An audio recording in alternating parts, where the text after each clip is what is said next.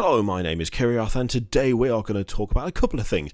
The imminent arrival of Sanguinius to the Horus Heresy, awesome, and maybe something else, possibly. There's a lot of there's a lot of guesswork and hoping and a mild bit of wish listing going on here, but bear with me. I think it kind of makes sense, but see what you think. And also an animated series coming to Warhammer TV in 2019, which I'm especially liking the idea of for a very specific reason.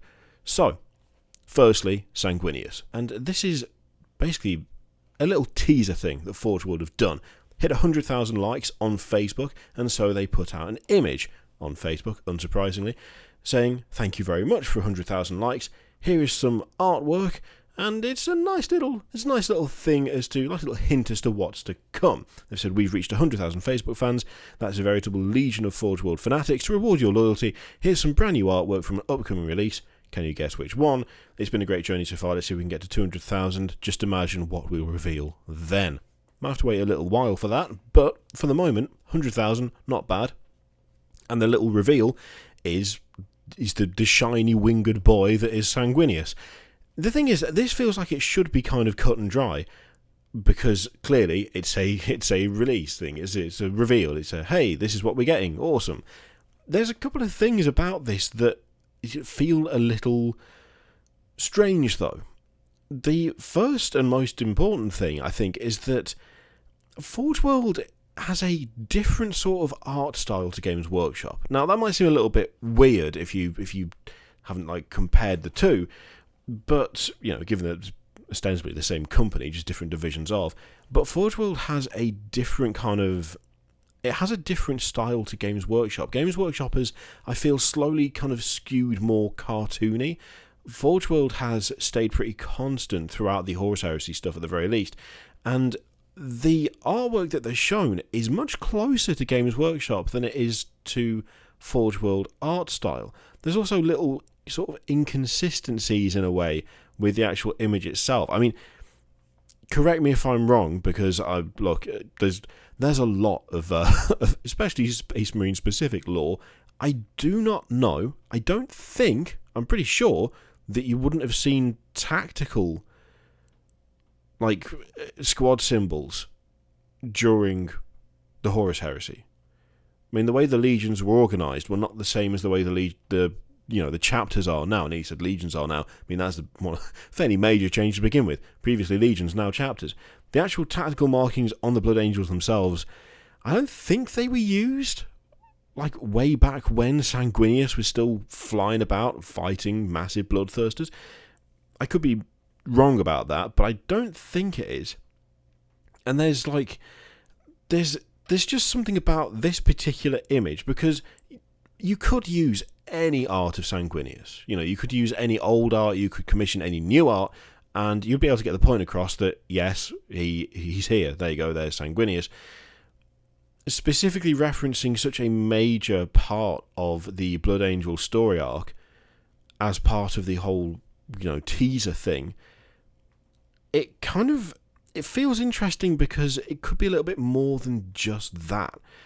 I'm kind of getting box set vibes from this, but I don't know whether that is just me being very optimistic. Because the thing is, Games Workshop had they had the boxes for Burning of Prospero and Betrayal at Calth. They were popular. They did really well. They were a great way to get into Horus Heresy because they didn't cost £1 bajillion to get started. They were in comparison, very reasonably priced. I always feel like I need to clarify that now, by the way. When I say something is reasonable or good value, I'm comparing it to everything else 40k or Horus Heresy related, not other things outside of the hobby. Every now and again, someone always goes, yeah, I mean, compared to this thing that is not related to that, it's not good value. That's true. But compared to anything else you care to look at in terms of 40k, those boxes were good value. You get what I mean?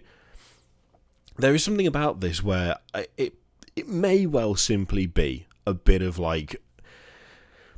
daft optimism, a bit of naivety on my part, but the idea of having a kind of 30k box where you have Blood Angels versus Khorne, I quite like that as an idea. There is no current 30k box available. it would serve to be able to introduce people to 30k, but it would also obviously be used in 40k, but it would also kind of cut down on the sheer amount of stuff that you would get in order to start a Horus Heresy army.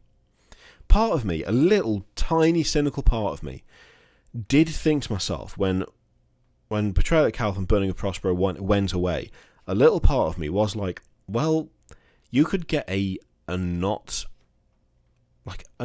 terrible start to a Horus Heresy force buying those 2 boxes. You would have plenty of infantry, you'd have a dreadnought, you'd have terminators, you'd have a couple of different character models. It's actually quite a good way to start in a Horus Heresy, and you've probably got enough infantry to be going along with for a little bit that you could get away with, filling out with some of the more specialised or interesting stuff from Forge World, like the tanks and stuff. I never fully got into Horus Heresy at all. I just had too much in the way of got swamped with projects, funnily enough, who'd have thought. So I never got around to doing that much with those boxes. I ended up selling, I think, the Burning of Prospero in the end. I didn't actually end up using it, but it felt like that was a very good way to start and a very reasonable way to start compared to, going and buying all the resin and so on and so forth. Taking those away will probably have harmed things a little bit, maybe not a huge amount, because if you're investing in the Horus Heresy, then Forge World is going to be your probably go-to place anyway. But what if there was a new starter set where you had half the box as being Horus Heresy related, Blood Angels, the other half demons? I mean, it would still be able to get you in. You'd still be able to get the rule set. You'd still be able to, expand your army via Forge World, but you wouldn't be getting an entire force that you could paint up as one army in one box. It would split it halfway. Still be cheaper than starting it any other way, most likely, but you wouldn't get that same entryway, that same kind of, by Games Workshop standards, like bargain entry point into that particular system. It's just a little thing. Like it could be completely, I could be way just, talking absolute bollocks. It's entirely likely, indeed probably very, very possible, but there is something about the reveal that kind of makes me wonder whether we might see something a little more than just Sanguinius, whether we might see some sort of starter set where we actually do have a new entryway into 30k, but it's done slightly differently. Sold as Blood Angels versus Khorne. Obviously, you're not going to get Sanguinius in it. I'd expect them to be using plastic Marines, and obviously Sanguinius would not be plastic, it'd be resin, because it'd be Forge World. But it would be an interesting way to get people into it without providing the same value that the previous boxes did, because it opens up that gateway into Marines versus Demons. It's just ramblings, thoughts, and possible ideas. So, an animated series for Warhammer 40k on Warhammer TV in 2019.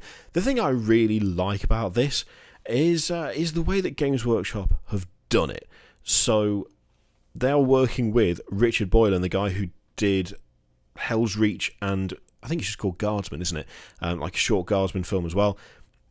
They've seen what he's done, and they've gone, we really like that. And instead of shutting him down or doing something horrendous or issuing a cease and desist or any number of things that, frankly, a lot of companies do when people want to use their stuff for creative projects, they have basically said, come and help us make this thing. I really like that. That is absolutely the best approach. I really like that. That is absolutely the best approach. He did a cracking job with Helsreach. He's done a really good job with the short film that he did. He clearly has a vast amount of passion and drive for making this stuff, and actually rewarding people who create content for your universe as opposed to getting rid of them is by far the best thing you can possibly do. There's nothing quite like community engagement when it comes to things like this, when it comes to things like fan art, when it comes to just creative projects as a whole. Actually going to the people who work so hard on this stuff and going, we really like what you do. Can we help you make more? That is just the best way to do it. Easily the best way to do it.